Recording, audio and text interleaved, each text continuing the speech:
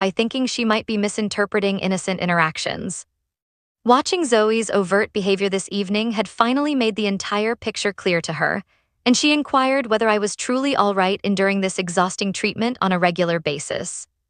I confessed to her in total honesty that the situation had been slowly eroding my sanity, but that I was successfully managing it, prompting Heather to press my hand reassuringly while expressing regret that she hadn't intervened far earlier.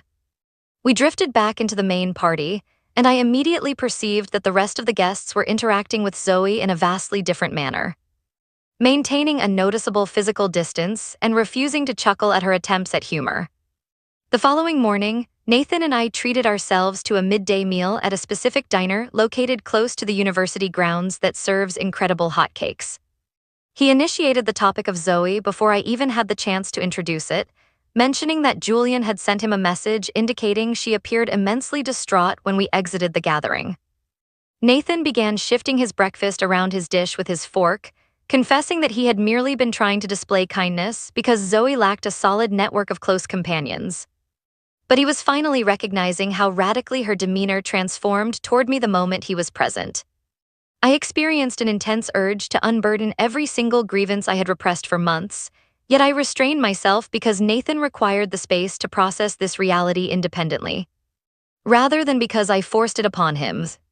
Instead, I stretched my arm across the table's surface to grasp his hand, informing him that I deeply valued his perceptiveness and that we could explore the matter further whenever he felt prepared to do so. We occupied the remainder of our meal discussing entirely unrelated topics and giggling at ridiculous internet graphics on his display.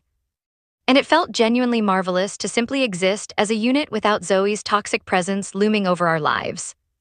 I made a firm resolution in that exact moment never to mention Zoe's name again unless Nathan initiated the topic, because I desired for him to perceive the dilemma objectively without feeling as though I was forcing him to select a side.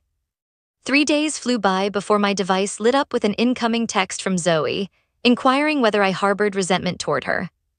She remarked that the atmosphere felt incredibly awkward between us and claimed she lacked any understanding as to why hostility existed.